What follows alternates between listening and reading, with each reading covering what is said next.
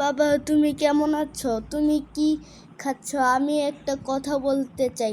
আজকে আমি স্কুল থেকে চলে এসেছি। আমি গ্রামে যেতে চাই, বুঝছো? আমাকে এখন গ্রামে নিয়ে চলো, বুঝছো?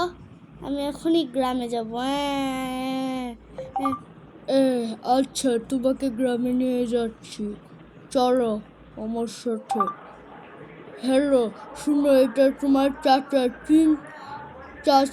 বুঝছো? তোমার চাচার সাথে কথা বলো। হ্যালো। হ্যালো চিন্টু, তুমি কেমন আছো? আমি তোমার চাচা হই, বুঝছো?